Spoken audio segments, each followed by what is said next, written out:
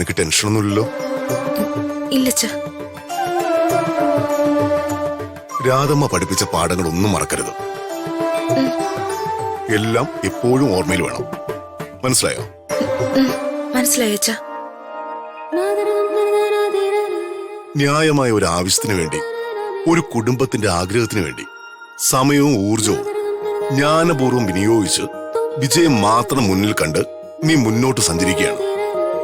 നിന്റെ പാതയിൽ പേമാരിയായും തടകല്ലായും മുള്ളുകളായും തടസ്സങ്ങൾ ഒരുപാടുണ്ടായേക്കാം. പരാജയത്തെ കൺമുന്നിൽ നേർക്ക് നേർ കാണേണ്ടി വന്നാലും തളരരുത്.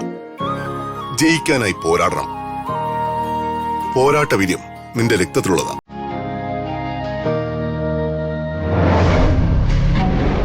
ചെയ്യേണ്ട കർമ്മം ആസ്വദിച്ച് സന്തോഷത്തോടെ ആത്മവിശ്വാസത്തോടെ ചെയ്യാൻ കഴിയുന്നത് തന്നെ വിജയമാണെന്ന് മനസ്സിൽ കരുതിക്കൊള്ളുക.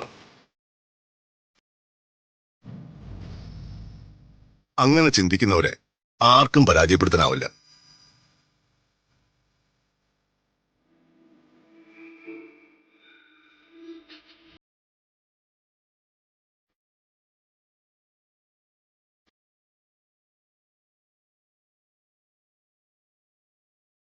മോളെ, ശരിന്നെ, ഞാനെന്താ സ്വപ്നം കാണുവാണോ?